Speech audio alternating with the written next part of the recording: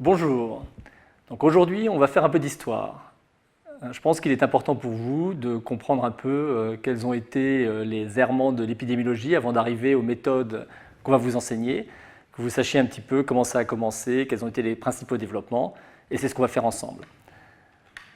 Alors souvent, c'est vrai aussi en médecine, on commence par parler d'Hippocrate, qui avait quand même, il faut le dire, tout compris avant nous tous. Et si vous lisez ses écrits, vous verrez que très tôt, il avait déjà dit que pour avoir une bonne santé, il était important d'avoir une vie équilibrée, faire attention à la qualité des eaux, une alimentation diversifiée, pas d'excès, et faire de l'exercice physique.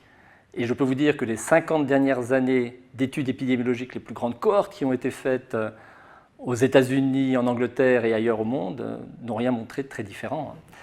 Alors après, il a fallu attendre très longtemps pour qu'on se remette à parler un peu de concepts d'épidémiologie. Et les premiers à s'y être intéressés, c'était les statisticiens et les démographes. Il y a eu John Grant qui, lui, a travaillé sur des registres de naissance et de décès à Londres et qui a montré quelque chose qui reste encore tout à fait vrai aujourd'hui, qu'il y avait à la naissance un très léger excès de garçons par rapport aux filles et également, rapidement, une légère submortalité masculine qui remettait un peu les compteurs à zéro. Et puis, plus tard, William Farr, lui encore travaillant sur les registres de mortalité en Angleterre, a fait les premiers traités, j'ai envie de dire, qu'on pourrait qualifier d'épidémiologie aujourd'hui. Il a travaillé notamment, alors il s'intéressait, c'est amusant, à est-ce que le fait d'être marié est bon pour la survie? Et la conclusion, c'est oui. Les gens mariés vivent mieux que les gens célibataires, en tout cas plus longtemps, ou que les veufs. Et il a également travaillé sur, par exemple, la surmortalité des personnes qui travaillaient dans les mines, également la surmortalité carcérale, donc des sujets presque modernes, j'ai envie de dire aujourd'hui. Mais notre maître à tous, c'est John Snow. Lui a fait la première démonstration d'une étude épidémiologique en travaillant sur une épidémie de choléra qui avait lieu dans Londres. Et il a très rapidement remarqué que les cas de choléra ne survenaient pas de la même façon partout dans Londres. Et en reprenant le réseau de distribution d'eau, il y avait 2 compagnies qui distribuaient l'eau dans Londres, il a trouvé que les cas de choléra étaient associés à un réseau de distribution et pas à l'autre. Alors c'est important parce qu'en plus à l'époque, on ne savait pas que le choléra était transmis par l'eau. On pensait que le choléra était transmis par le mauvais air, malaria, d'ailleurs terme qui est utilisé pour paludisme en anglais. Mais donc on était effectivement à une période où l'essentiel des maladies nous venait des miasmes, du mauvais air. Et John Snow était un peu précurseur en disant c'est l'eau qui est concernée. Il y avait d'ailleurs un Italien qui avait identifié ce qui ressemble beaucoup au bacille du choléra dans l'eau, mais tout ça n'a été confirmé que plus tard, notamment par l'équipe de Corr. Alors c'est d'ailleurs l'avènement de la microbiologie dont je voulais vous parler maintenant. Vers la fin du XIXe siècle, on sort de cette atmosphère, mauvais air, etc., qui était à l'origine de toutes les maladies, pour rentrer dans l'ère de la microbiologie. Il y a eu les très grands Jacob Henle, Corr, donc pour l'école germanique, Pasteur, qui ont vécu une période absolument fantastique où pour beaucoup des maladies qui étaient les maladies les plus importantes, les plus préoccupantes des sociétés, puisqu'on vivait à une époque où les maladies infectieuses étaient partout, on réussit à identifier et l'un, le bacille responsable de la tuberculose, et l'autre, celui de la fièvre typhoïde, et puis après c'était la peste, et puis après c'était choléra, et plein d'autres. Et donc finalement le jeu a été de dire pour chacune des maladies, trouvons son germe. Et on pensait presque qu'on allait faire le tour de toutes les maladies. À l'époque, on pensait que les maladies infectieuses étaient extrêmement... les plus importantes, c'était vrai probablement, mais surtout qu'on allait finalement dénombrer toutes les maladies et leurs causes. Le problème était de trouver le germe. Et puis, les choses ont beaucoup changé au XXe siècle avec la lutte contre les maladies infectieuses, puisque la microbiologie avait permis d'identifier tous ces germes responsables de tant de maladies. Et la première moitié du XXe siècle s'est accompagnée de progrès majeurs dans le domaine de l'hygiène et de la nutrition.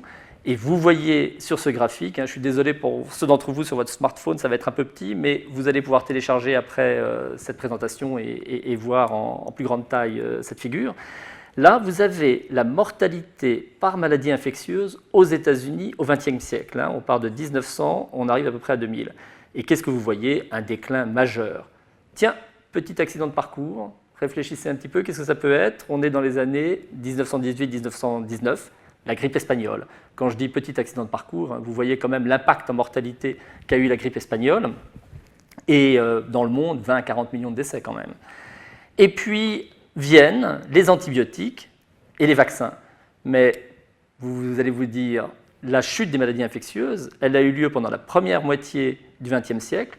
Or, les antibiotiques, c'est les sulfamides, Deuxième Guerre mondiale, et les vaccins, c'est juste après, hein, on va le revoir. Donc finalement, antibiotiques et vaccins n'ont pas tant que cela contribué à la baisse de la mortalité par maladies infectieuses dans les pays industrialisés. C'est avant tout les progrès de l'hygiène, hein, l'accès à de l'eau potable, se laver les mains, et puis la nutrition, qui a été responsable de la baisse de la mortalité par maladies infectieuses. Alors une fois que les maladies infectieuses étaient maîtrisées, vous le savez, l'histoire n'est pas terminée, hein. Il y a eu plus tard ces fameuses maladies émergentes avec le sida qui sont revenues très fort. Le sida d'ailleurs, vous le voyez un tout petit peu ici, hein, c'est le regain de la courbe de mortalité sur la fin du XXe siècle aux États-Unis. Donc une fois qu'on a pensé avoir maîtrisé les maladies infectieuses, les nouveaux problèmes de santé étaient ceux d'une population vieillissante, avec l'augmentation évidemment de l'espérance de vie, maladies chroniques, cancer cardiovasculaire, aujourd'hui neurodégénératif. Et c'est là que l'épidémiologie a pris tout son essor pour essayer de mieux comprendre les déterminants de cette nouvelle maladie d'une population vieillissante. La première question qui a été posée, c'est relation entre tabac et cancer du poumon. C'est la naissance de l'épidémiologie moderne. Il y a eu cette fameuse étude cas témoin sur laquelle on va revenir à Londres sur l'association tabac et cancer du poumon. Donc, premier design épidémiologique. Deuxième étude de cohorte, on va en reparler, les facteurs de risque cardiovasculaire de Framingham. Et puis, troisième, un essai clinique, il a été un essai vaccinal pour voir si le vaccin contre la polio marchait. Alors, étude cas témoin, 1948, les médecins, pour la plupart, étaient déjà convaincus à l'époque d'une relation entre tabac et cancer du poumon. Ce n'était pas absolument sûr, mais il y avait quand même une expérience clinique qui penchait beaucoup en faveur du rôle majeur du tabac dans le cancer du poumon. Ceux qui l'ont démontré avec un design épidémiologique qu'on utilise encore aujourd'hui, l'étude cas témoin, c'est Doll et Hill. Alors, ils étaient à Londres et ils sont partis dans 20 hôpitaux où ils ont recruté des patients qui avaient des cancers du poumon. Ils ont choisi, pour ce qu'on appelle les témoins, étude cas témoins, des patients hospitalisés au même endroit et les ont interrogés, les cas et les témoins, sur leur usage du tabac. Combien est-ce qu'ils fumaient de cigarettes par jour, le cigare, etc. Et sur 1465 cas de cancer du poumon, ils ont montré une association forte entre tabac et cancer du poumon. L'odds ratio, on verra plus tard ce que signifie ce terme, caractérisant cette association étant estimé à 9. Aujourd'hui, ces chiffres restent à peu près vrais, ils seraient quelque part entre 10 et 20. C'est, pour les fumeurs, un risque 10 fois augmenté de développer un cancer du poumon par rapport aux non-fumeurs. Il y avait en parallèle 3 ou 4 autres études aux États-Unis qui ont montré les mêmes résultats, mais les Anglais ont peut-être eu le design qui est encore aujourd'hui celui considéré comme plus représentatif de l'étude cas témoin. Deuxième grande étude, l'étude de cohorte. Là, ça se passe aux États-Unis, à Framingham, une petite bourgade, où 5000 individus âgés de 30 ans 62 ans ont été embarqués dans cette cohorte, embrigadés. On les a suivis, on les suit peut-être encore aujourd'hui, en tout cas plus de 50 ans. Et chez ces gens-là, de 30 à 62 ans, et ceux qui sont encore vivants aujourd'hui, on a mesuré d'un côté toute une série d'expositions, est-ce qu'ils fumaient, hypercholestérolémie, exercice physique, le rôle des antécédents familiaux par exemple, et la survenue de maladies cardiovasculaires. Donc vous imaginez 5000 personnes suivies pendant 50 ans, et on documente chez ces gens-là à la fois toutes leurs expositions et le risque de développer la survenue de maladies cardiovasculaires. Et cette grande cohorte de Framingham, qui a quand même donné naissance à plus de 1200 publications, vous voyez, c'est une énorme machine à publier, a permis de mettre en évidence, là encore, les facteurs de risque des maladies cardiovasculaires, le tabac, le cholestérol, l'hypertension artérielle, l'effet bénéfique de l'activité physique, etc., etc., etc., et j'en passe. Mais donc, deuxième grand design d'études qui est né à la deuxième moitié du XXe siècle. Troisième grand design d'études, l'essai vaccinal, avec cette fois-ci la volonté de montrer que le vaccin que Salk avait développé aux États-Unis marchait dans la prévention de la polio, qui était une maladie redoutable, avec des enfants qui développaient donc des infirmités du fait de paralysie. Et alors, ils n'y sont pas allés de main morte. Leur premier essai clinique, 1 million d'enfants qui sont partagés en deux groupes. Un groupe qui est vacciné, les second grade, ils ont peut-être 6-7 ans, et puis les first and third grade, qui ont 5 et 8 ans respectivement, eux ne sont pas vaccinés. Et puis on se rend compte rapidement qu'il aurait mieux fallu faire un tirage au sort, qu'à cela ne tienne, on prend 800 000 enfants. Alors ça, c'est des chiffres aujourd'hui, on n'y arriverait jamais. Quand on démarre un essai clinique aujourd'hui, quand on enrôle 100, enfin quelques centaines de patients, on est content. Quelques milliers, c'est le maximum. Mais alors là, 1 800 000. Il n'empêche, l'essai a été concluant, le vaccin marchait, et c'est le vaccin qui a été utilisé depuis pour la prévention de la polio, avec celui donné par voie orale de Sabine qui a suivi quelques années plus tard.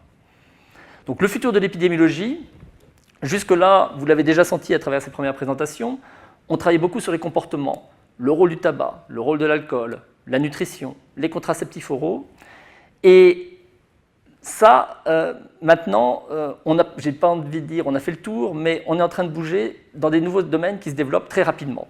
Le premier, c'est la génétique, incontestable. Les progrès de séquençage du génome humain font qu'on a accès à de plus en plus d'informations et qu'on cherche à lier maintenant les gènes au développement des maladies.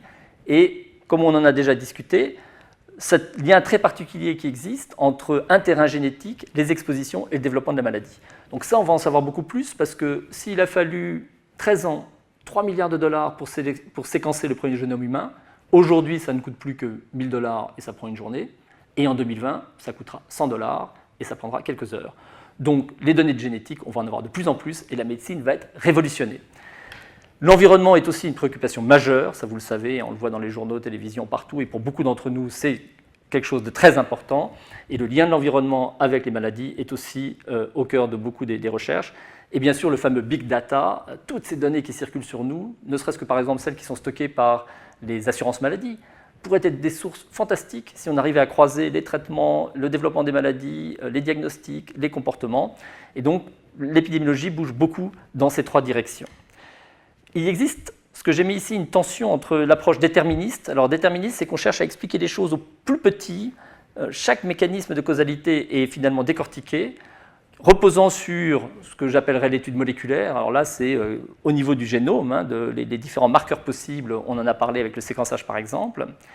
Donc, on va vers l'infiniment petit, les biomarqueurs mesurés dans le sang avec des nouvelles méthodes, la génétique, et en même temps, l'envie d'intégrer dans notre compréhension des mécanismes et des déterminants des maladies, une dimension sociale qui se situe à un échelon très différent, bien au-dessus.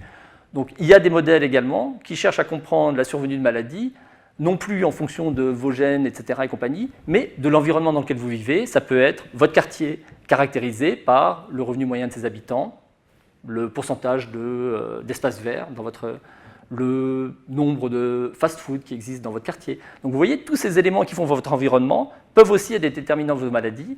Et on a aujourd'hui des modèles qu'on appelle les modèles multiniveaux qui permettent de prendre en compte ces déterminants sociaux, environnementaux, à une autre échelle de vos maladies. Et il y a une espèce de tension entre ceux qui vont vers l'infiniment petit et puis ceux qui vont vers le plus en plus global. Alors pour illustrer cette session et donc en guise de conclusion, je vous suggère quelques articles qui reprennent un petit peu les éléments qu'on a développés sur les différentes aires de l'épidémiologie avec aussi bien la microbiologie que l'arrivée des premières grandes études et maintenant le futur de l'épidémiologie vers la génétique et les éléments de sciences sociales qu'on veut rajouter à notre compréhension. Et puis là aussi, notamment sur la génétique, un très bon article de Adami et Trikopoulos. Donc voilà, j'espère que cette deuxième session vous a plu et puis je vous dis à très bientôt.